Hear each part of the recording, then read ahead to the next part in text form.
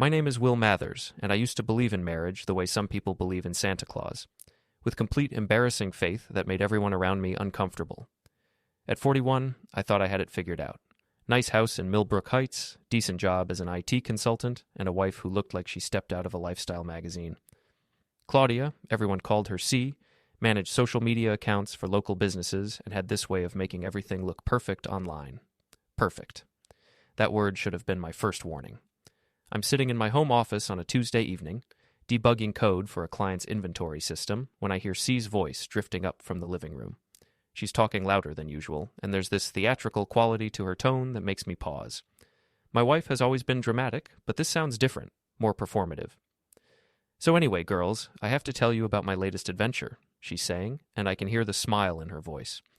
You know how clueless Will can be, right? Like, completely oblivious to everything going on around him. I frown at my laptop screen. C often video chats with her friends, but something about this feels off. There's an edge to her voice, a cruel amusement that makes my stomach tighten.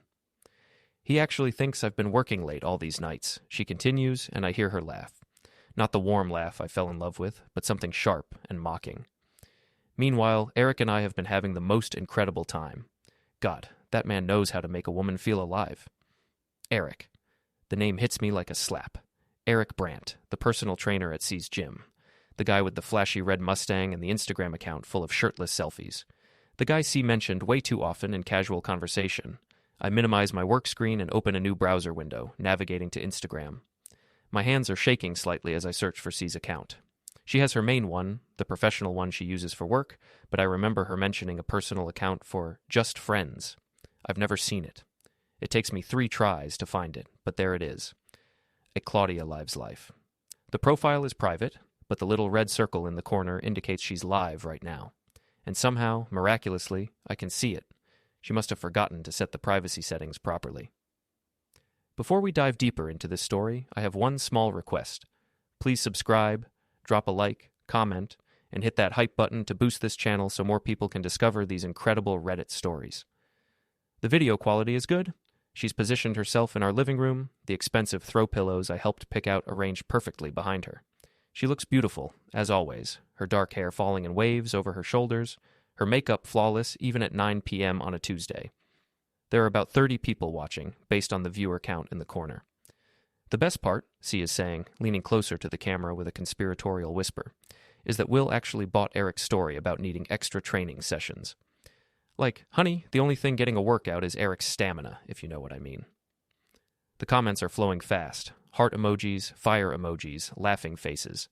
Someone named Kelsey B writes, OMGC, you're terrible, but I'm living for this tea. Kelsey. C's best friend since college. The woman who was supposed to be my maid of honor next month. I watch my wife, my fiancé technically since we're not married yet, describe in vivid detail her affair with Erik. She talks about their first encounter 3 months ago, right around the time she started those late-night strategy sessions with clients. She describes their regular meetings, their inside jokes, the way Erik makes her feel like a real woman instead of a suburban housewife in training. The comments keep flowing. Some people seem shocked, but most are encouraging her, treating this like entertainment, like my life is a reality show for their amusement. The wedding's in 4 weeks, C continues, and now she's holding up her engagement ring to the camera. The ring I spent 3 months' salary on. And honestly, I'm not sure I can go through with it. Erik thinks I should just disappear to Miami with him. Start fresh, you know? My vision blurs for a moment. Not from tears, I'm too stunned for tears, but from pure, overwhelming rage. Then something cold settles over me, like stepping into an air-conditioned building after hours in the heat. The anger crystallizes into something harder, cleaner. I click on the comment box and type, "Good to know, wedding's off." The effect is immediate. C's face changes from smug amusement to confusion to horror in the span of about 3 seconds. She leans forward, squinting at the screen. "Wait, what?" she says, her voice losing all its confident swagger. "Who just... Will. Will, is that you?" I type another comment. "Thanks for saving me the embarrassment of marrying a cheater. Really appreciate the public announcement." The comment section explodes. People are typing so fast the messages blur together, but I catch fragments. OMG, is that her fiancé? This is better than Netflix. See, you messed up big time. On screen, C's face has gone pale beneath her carefully applied foundation. Will, if you're watching this, I can explain. We need to talk. Actually, I type, I think you've said everything I need to hear. Thanks for the closure. I close the laptop and sit back in my chair. The house is quiet now. C must have ended her stream. I can hear her footsteps on the stairs, quick and panicked. Will? Her voice carries down the hallway. Will, where are you? I don't answer. Instead, I pull out my phone and start making a list. Not a grocery list or a to-do list for work. This is different. This is a catalog of everyone who needs to know what just happened, everyone who deserves to see the real Claudia behind the perfect Instagram facade. Her boss, Mel, who trusted C with high-profile client accounts. Her parents, who think I'm the luckiest man alive. Her entire social circle, who've been laughing behind my back for months. And Erik, of course. Erik definitely needs to understand that his fun little secret isn't secret anymore. Will, please. C's voice is closer now, just outside my office door. Let me explain. It's not what you think. I save my list and close the phone. When I finally speak, my voice sounds calm, almost pleasant. Actually, C, I think it's exactly what I think. But don't worry about explaining. I heard everything I needed to hear. The doorknob turns and she steps into my office. Her makeup is smeared now, and she's been crying. For a moment, I almost feel sorry for her. Almost. That wasn't supposed to happen, she says. The stream was supposed to be private. I never meant for you to see that. But you meant to cheat on me with Erik for 3 months? It's complicated, Will. You don't understand. I understand perfectly. I stand up, and she takes a step back. You've been having an affair, lying to my face, and broadcasting it for entertainment. What's complicated about that? She opens her mouth to respond, but I hold up a hand. Save it, C. We're done talking. Actually, we're done. Period. I walk past her toward the bedroom, but she grabs my arm. Will, wait. We can work through this. People make mistakes. Mistakes? I turn to look at her, and she drops her hand. A mistake is forgetting to pick up milk. This was a choice, a series of choices, and now I get to make some choices, too. Something in my tone must register because her expression shifts from pleading to worried. What do you mean? I smile, and it feels strange on my face, cold and sharp and nothing like the smiles I used to give her. You'll find out soon enough. After all, you love sharing your life online. I figured I'd return the favor. Wednesday morning arrives gray and drizzly, matching my mood perfectly. I've been awake since 4 a.m., not because I couldn't sleep, though I couldn't, but because I had work to do. Our real work, the kind that requires precision and patience. C left early, claiming she had a breakfast meeting with a client. More likely she's meeting with Kelsey or Erik, trying to figure out damage control. It doesn't matter. The damage is already spreading, and I'm just getting started. My first stop is Mel Richardson's office. Mel runs Richardson Marketing, the boutique firm where C manages social media accounts for about a dozen local businesses. Mel's in her 50s, impeccably dressed, and takes her company's reputation very seriously. She's also a family friend. She and her husband Dave have been to our house for dinner parties. Will, Mel looks genuinely surprised when her assistant shows me into her corner office. What brings you by? Is everything okay? Actually, no. Everything's not okay. I settle into the chair across from her desk and pull out my phone. I need to show you something, and I apologize in advance for how uncomfortable this is going to be. I've spent the morning creating a carefully edited compilation of last night's live stream. Nothing crude or explicit, just C's own words about her affair, her lies, and her general attitude toward the people in her life, including several unflattering comments about uptight clients and boring suburban business people. Mel's expression grows more horrified with each passing minute. When the video ends, she sits back in her chair and stares at me. Will, I'm so sorry. I had no idea. Neither did I, until last night. But here's the thing, Mel, this was a public live stream. 30-plus people saw it live, and who knows how many have seen recordings by now. C represents your clients on social media. What do you think they're going to say when they find out their brand manager has been broadcasting her personal life like this? Mel's face has gone pale. Richardson Marketing's client list includes a family restaurant, 2 churches, a pediatric dental practice, and a wedding planning service. Conservative, family-oriented businesses that would be mortified to be associated with this kind of scandal. I have to let her go, Mel says quietly. Will, I'm sorry, but I have to protect the business. I understand completely. I just thought you should know before you heard it from someone else. I'm walking back to my car when my phone buzzes with a text from C. What did you do? Mel just fired me. We need to talk right now. I delete the message without responding and drive to my next stop. Platinum Fitness, Erik's gym. The gym is busy for a Wednesday morning, full of stay-at-home parents and retirees getting their workout in before the lunch rush. I spot Erik immediately. He's hard to miss, with his perfectly sculpted physique and the kind of confidence that comes from never being told no. He's training a middle-aged woman on the leg press, all smiles and encouragement. I wait until he's between clients, then approach. Erik, we need to talk. He turns, and I watch recognition dawn on his face. His confident smile falters slightly. Will, right? C's friend? Fiancé. Or I was, until last night. You know, when I watched her live stream about your little affair. The color drains from Erik's face. A couple of people nearby have stopped their workouts to listen, sensing drama. Look, man, I don't know what you think you heard. I didn't hear anything. I saw it. C broadcasting to 30 people about how clueless I am and how amazing you are in bed. Very entertaining stuff. Erik glances around nervously. More people are paying attention now, including Janet Morrison, whose husband owns 3 restaurants in town. Janet's also one of Erik's clients, and she's listening to every word. Maybe we should take this somewhere private, Erik says. Why?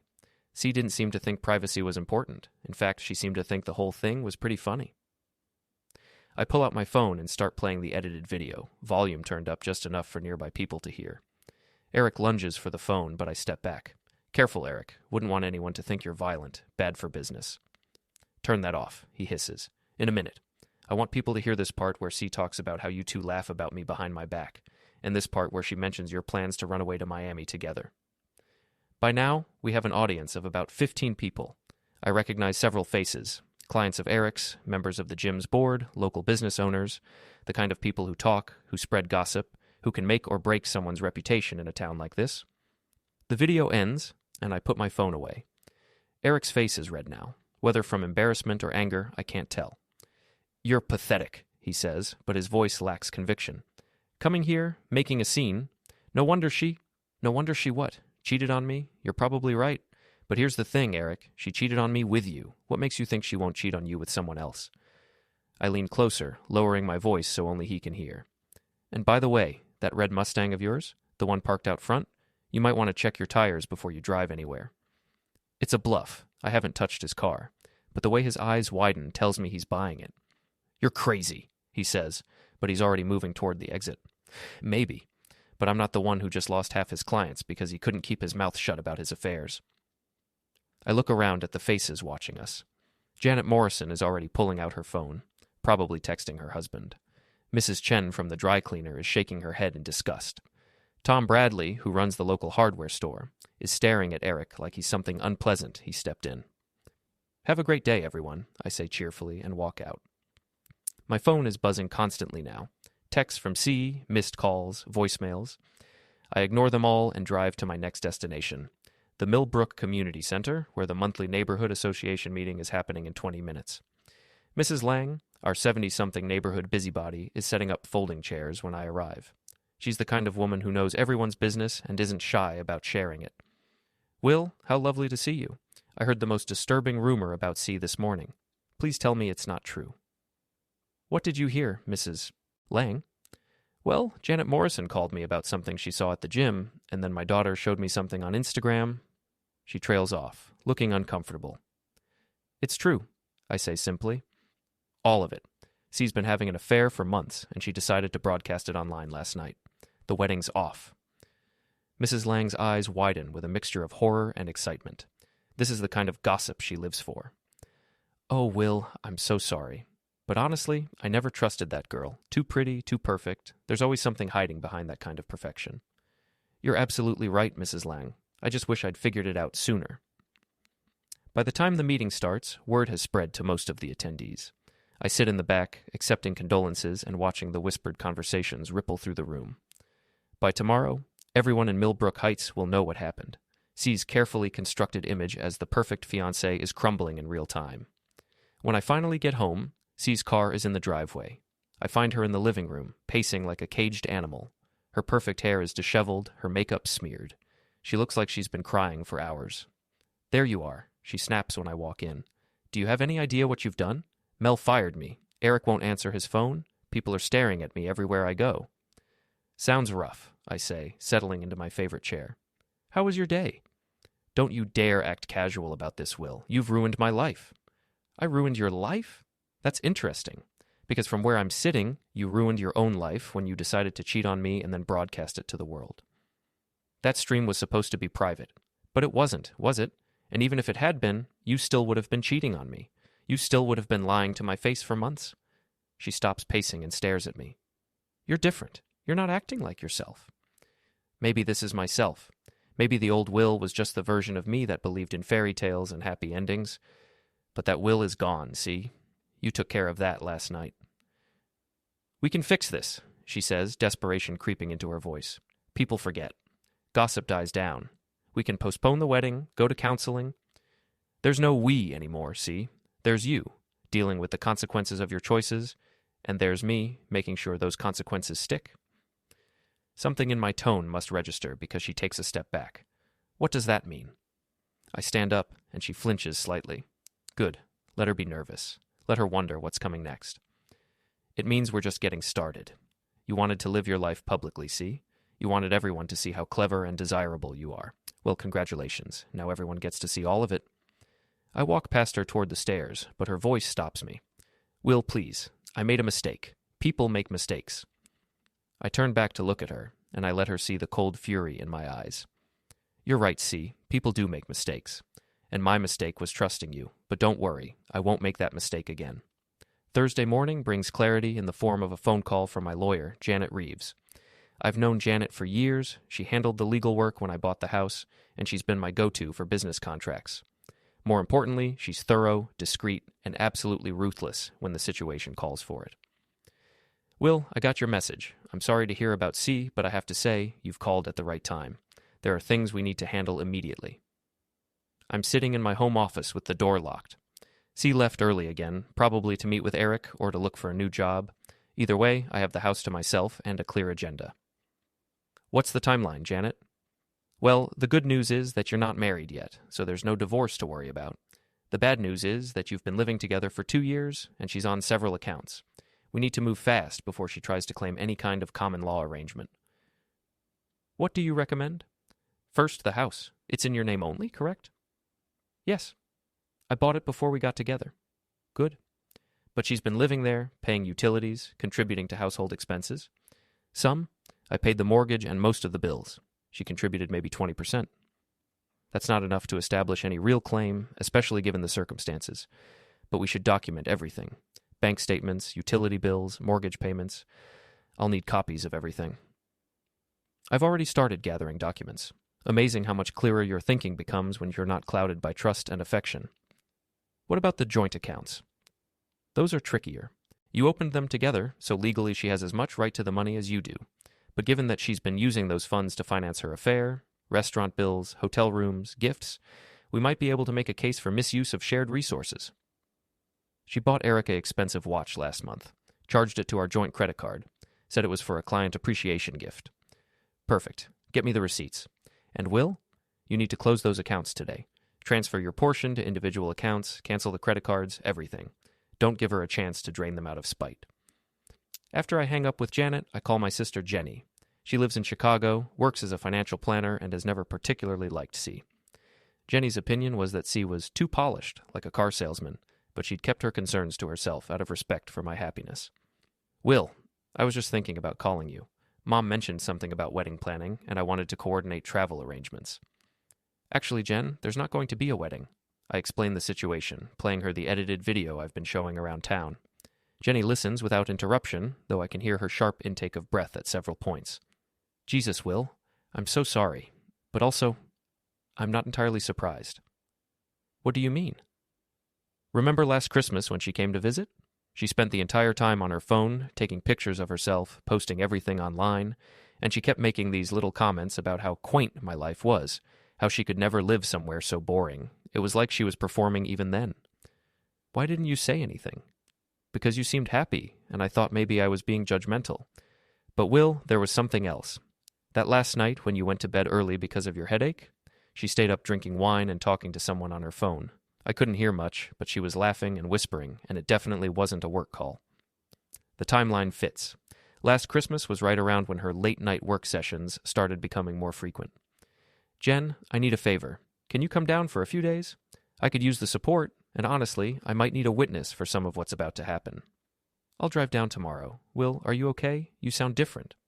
I am different. The old Will was naive. This Will knows better. After I hang up, I spend the rest of the morning closing accounts and transferring funds. It's surprisingly easy when you have all the account numbers and passwords. By noon, C's access to our shared finances has been completely severed. My phone buzzes with a text from Raj, my closest friend from work. Dude, what's this I'm hearing about C? Tommy Chen said something about a video? I call him back immediately. Raj is a good friend, but more importantly, he's connected to everyone in the local tech community. Word spreads fast in our industry, and I want to make sure the story gets told correctly. Raj, it's true, all of it. C's been cheating on me for months, and she decided to live stream about it. Holy crap, man. Are you okay? I'm fine. Better than fine, actually. I'm done being the clueless nice guy everyone feels sorry for. What do you need? I need people to know what really happened. Not gossip, not speculation. The truth. Can you help with that? Absolutely. Send me whatever you want shared, and I'll make sure it gets around. By 2 p.m., I've accomplished more in one day than I usually do in a week. Accounts closed, legal documentation started, support network activated. But I'm not done yet. I drive to Erik's gym, not to confront him this time, but to observe. His red Mustang isn't in the parking lot, which is unusual for a Thursday afternoon.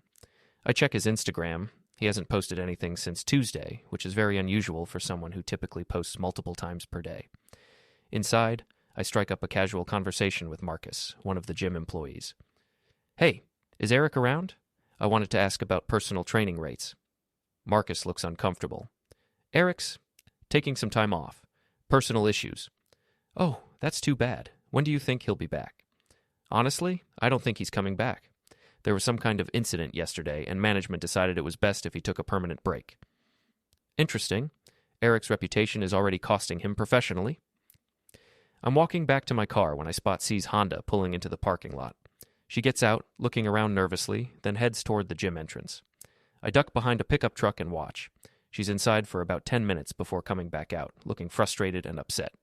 She stands by her car for a moment, checking her phone, then gets back in and drives away. I follow her, keeping a safe distance. She drives to a coffee shop downtown, parks, and goes inside. Through the window, I can see her at a corner table, talking animatedly to Kelsey. Even from outside, I can tell it's not a friendly conversation. Kelsey looks uncomfortable, checking her watch frequently, glancing around like she wants to escape. After about 20 minutes, Kelsey gets up and leaves. C sits alone for a few more minutes, staring at her phone. Then she leaves too. I wait until she's gone, then go into the coffee shop. The barista, a young woman with purple hair, recognizes me. Hey, aren't you Will? C's fiancé? Was, I correct. We broke up. Oh my God, I'm so sorry. That's terrible. Actually, it's for the best. Turns out she was cheating on me. The barista's eyes widen. Seriously? With who? Erik Brandt, the trainer from Platinum Fitness. She was live streaming about it on Instagram. No way. That's insane. I mean, I always thought she seemed kind of fake. But cheating and broadcasting it? That's next level crazy. I shrug. People show you who they really are eventually. By the time I get home, my phone has 17 missed calls from C and a string of increasingly frantic text messages. The last one, sent 10 minutes ago, reads, Will, what did you do to the bank accounts? I can't access anything. Call me back now. I don't call her back. Instead, I pour myself a drink and wait. She storms through the front door at 6:30, her face flushed with anger and panic. Will, what the hell did you do? I can't get money from the ATM, my credit cards are canceled, and the bank says I'm not authorized on the accounts anymore. That's correct, I say calmly. I closed our joint accounts and opened individual ones. You can't do that. That's my money too. Actually, I can do that, and I did. Janet Reeves explained the legalities to me. Since we're not married, and since you've been using our shared funds to finance your affair, I have every right to protect my assets. My affair? Will, that's not... See, stop. I have receipts. The hotel charges, the restaurant bills, the expensive watch you bought Erik, all charged to our joint credit card, all evidence of how you've been spending our money.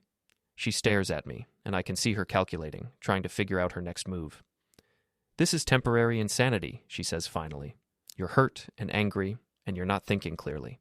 But we can fix this. We can go to counseling, work through our problems. There's no we anymore, see. There's you, dealing with the consequences of your choices, and there's me making sure justice gets served. Justice? Well, listen to yourself. This isn't justice, it's revenge. I smile, and she takes a step back. You say that like it's a bad thing. Friday arrives with the kind of crisp autumn air that makes everything feel possible. Jenny drove in last night, and having her support has been invaluable. She's staying in the guest room, armed with her laptop and a ruthless understanding of social media that rivals C's professional expertise. I've been monitoring the situation online, Jenny tells me over coffee. The original live stream has been shared 47 times that I can count. There are screenshots, reaction videos, and about 6 different gossip threads on local Facebook groups. C's professional reputation isn't just damaged, it's completely destroyed. Good, I say, and I mean it. What about Erik? He's trying damage control, but it's not working. Someone posted photos of his car getting towed yesterday. Apparently he couldn't make the payments without his gym income. And get this, his Instagram followers have dropped from 8,000 to about 1,200. My phone buzzes with a text from an unknown number. This is Erik. We need to talk. Meet me at Riverside Park at 2 p.m. Come alone. I show the message to Jenny, who frowns. That sounds like a trap. Maybe. Or maybe he's finally ready to face reality. Will, promise me you'll be careful.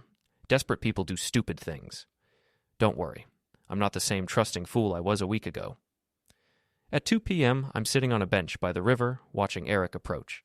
He looks terrible, unshaven, wearing clothes that haven't been washed recently, walking with the defeated posture of a man whose world has collapsed. Will, he says, sitting down heavily beside me. Thanks for coming. What do you want, Erik? I want this to stop. The harassment, the rumors, the sabotage. I've lost my job, my apartment, my car. I get it, okay? You've made your point. Have I? Because I'm not sure you understand the point yet. Look, man, I'm sorry. What happened between C and me, it wasn't supposed to go this far. It was just supposed to be fun, you know? No one was supposed to get hurt. But someone did get hurt. I got hurt. And instead of keeping it private, instead of ending it quietly, you and C turned it into entertainment. You laughed about me, mocked me, treated my life like a joke. Erik stares at the water. She said you guys were having problems. She said you were basically roommates, that the relationship was over anyway. And you believed her? I wanted to believe her. She's incredible, Will. Smart, funny, gorgeous. When someone like that pays attention to you, you don't ask too many questions. Someone like that also cheats on their fiancé and broadcasts it online. What makes you think she won't do the same thing to you? Erik doesn't answer immediately. When he finally speaks, his voice is quiet. She already has. Yesterday, when everything started falling apart, I went to her apartment, found her with some guy from her yoga class, and she said I was too needy and that she needed space. I almost feel sorry for him. Almost. So what do you want from me, Erik? I want you to call off the dogs. Stop spreading the video. Stop telling people about the affair. Let me rebuild my life. Why should I do that? Because I'll give you something in return, something you can use. He pulls out his phone and shows me a text thread between him and C. I read through the messages, and my expression grows darker with each one. She was planning to leave you anyway, Erik says, after the wedding. She wanted to wait until after the honeymoon, then file for divorce and take half of everything. The affair was just bonus entertainment. The messages are clear, C discussing how to maximize her settlement, how to establish claims on my assets, how to make herself look like the victim of an emotionally distant husband. She was planning to destroy me financially and publicly. Why are you showing me this? Because she played both of us, Will. You were her safety net, and I was her excitement. Neither of us meant anything to her. I screenshot the messages and send them to myself, then hand Erik back his phone. Thank you for this, but I'm not calling off anything. You both made your choices, and now you both get to live with the consequences. Will, please. Erik, let me explain something to you. A week ago, I was a nice guy. I believed in fairness, in second chances, in working things out. But that nice guy is gone. You and C took care of that. What's left is someone who believes in justice, and justice means you both pay for what you've done. I stand up to leave, but Erik grabs my arm. You're making a mistake, Will. Push too hard, and people start to think you're the villain. I look down at his hand on my arm, and he quickly releases it. Let them think whatever they want, Erik. I know who the real villains are. That evening, Jenny and I are having dinner when C shows up. She doesn't knock. She still has keys, though that's about to change. And she walks into the dining room like she owns the place. Will, we need to talk. Privately. Jenny looks at me, and I nod slightly. I'll be in the living room if you need me, Jenny says, making it clear she's not going far. C sits down across from me, and I can see she's been working on her appearance. Hair perfect, makeup flawless, wearing the dress I always said was my favorite. She's trying to remind me of what I'm losing. Will, this has gone far enough. You've made your point, you've had your revenge. Now we need to figure out how to move forward. Move forward? See, there is no moving forward. There's you finding somewhere else to live, and there's me changing the locks. You can't kick me out. I live here too. Actually, I can. The house is in my name, you've been cheating on me, and you've been planning to divorce me and take half my assets. Thanks to Erik, I have the text messages to prove it. Her face goes pale. What text messages? I show her the screenshots Erik shared, and I watch her carefully constructed composure crumble. That bastard, she whispers. He promised he wouldn't what? Tell the truth? Show evidence of what you were planning? Will, you have to understand, I was angry when I sent those. I didn't mean... You meant every word, just like you meant every word on that live stream. The only thing you're sorry about is getting caught. She leans forward, reaching for my hand, but I pull away. Will, please. I know I made mistakes, but we can work through this. We love each other. No, C. You love the idea of me. The financial security, the nice house, the respectable fiancé you could show off online. But you don't love me. If you loved me, you wouldn't have cheated. If you loved me, you wouldn't have mocked me to your friends. And if you loved me, you sure as hell wouldn't have planned to divorce me and take half my assets. People say things when they're confused, when they're not thinking clearly. Stop. I stand up, and she flinches. Just stop, C. Stop lying. Stop manipulating. Stop pretending to be something you're not. It's over. We're over. And tomorrow morning, you're going to pack your things and leave. Where am I supposed to go? I lost my job. I don't have any money. That's not my problem anymore. Maybe Erik can help you. Oh, wait, he's broke too, isn't he? And I heard he's already moved on to someone new. Tears start streaming down her face, but they don't affect me the way they used to. I've seen too much, learned too much to be manipulated by her performance anymore. Will, I'm begging you. Don't do this. I'll do anything. There's nothing you can do, C.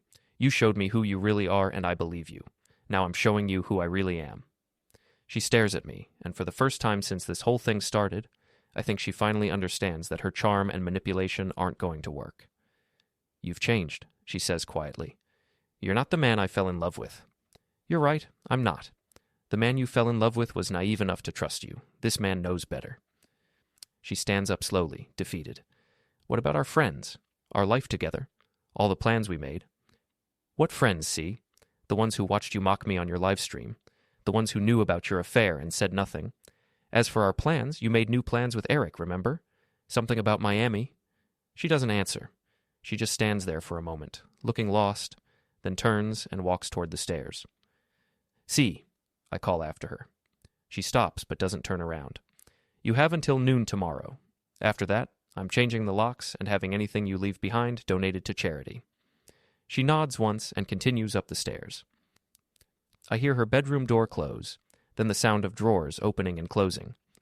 Jenny comes back into the dining room, carrying 2 glasses of wine. How do you feel? She asks, handing me a glass. Honestly, I feel free. For the first time in months, maybe years, I feel like myself again. Any regrets? I think about it seriously, considering the question. A week ago, I would have said yes. The old Will would have felt guilty, would have wondered if he was being too harsh, too unforgiving. No, I say finally. No regrets. She made her choices, and now she gets to live with them, just like I'm living with mine. And your choice is? To never again let anyone make me feel small or stupid or grateful for scraps of affection. To trust my instincts instead of ignoring red flags. To be the kind of man who demands respect instead of hoping for it. Jenny raises her glass. To the new Will. To the real Will, I correct, and we drink. Upstairs, I can hear C moving around, packing her things, probably calling friends to see who'll take her in. Tomorrow she'll be gone, and this house will finally feel like home again. But tonight, for the first time in months, I sleep peacefully. Saturday morning arrives with brilliant sunshine and the sound of C loading boxes into her car. I watch from the kitchen window as she makes trip after trip, her movements sharp with anger and frustration. Jenny's beside me, drinking coffee and providing commentary. She's taking the good towels, Jenny observes. Let her have them. I can buy new towels. I can't buy back my self-respect. At 11:30, C comes inside one last time. She's wearing sunglasses to hide her swollen eyes, and she moves through the house like she's memorizing it. "I think that's everything," she says, not looking at me directly. "Good. Keys?" She drops them on the kitchen counter with more force than necessary. "Will, I want you to know that I never meant for things to end like this." "How did you mean for them to end, see? With you taking half my assets after a year of marriage?" She doesn't answer, which is answer enough. "For what it's worth," she says finally, "I did care about you, in my own way." "I know you did. That's what makes this so much worse." She nods once, then walks toward the door. She pauses at the threshold. "I hope you find what you're looking for, Will." "I already have. I found out who I really am when the chips are down. Turns out I'm stronger than either of us thought." After she leaves, Jenny and I spend the afternoon changing locks, cleaning house, and planning the future. My phone buzzes occasionally with texts from mutual friends, people who've heard the story and want to offer support or ask questions. I answer the ones worth answering and ignore the rest. At 6 p.m., I get a call from Janet Reeves. "Will, I wanted to update you on the legal situation. C's lawyer called today." "She has a lawyer already?" "Apparently. He's claiming she has rights to the house based on cohabitation and financial contribution." "Can he make that stick?" "Not with the evidence we have. The affair, the planned deception, the misuse of joint funds, it all works in your favor. Plus, her contributions were minimal compared to yours. I think they're fishing, hoping you'll settle out of guilt or exhaustion." "What did you tell him?"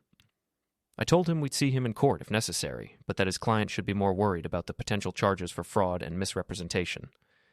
"Is that a real threat?" "Real enough to make them think twice about pushing too hard." After I hang up, I realize something important. I'm not worried. A week ago, the thought of legal battles and public drama would have terrified me. Now it feels like just another problem to solve. Jenny leaves Sunday morning, but not before extracting a promise that I'll visit Chicago soon. Standing in my driveway, watching her car disappear around the corner, I feel a profound sense of completion. My phone buzzes with one final text from C. "I'm sorry, Will, for all of it." I stare at the message for a long moment, then delete it without responding. Some apologies come too late, and some bridges, once burned, can't be rebuilt. I go back inside my house, and start planning my new life. The old Will would have spent months agonizing over what went wrong, wondering if he could have done something different. But the old Will is gone, replaced by someone harder, smarter, and infinitely less willing to be anyone's fool. And you know what? I think I'm going to like this version of myself just fine.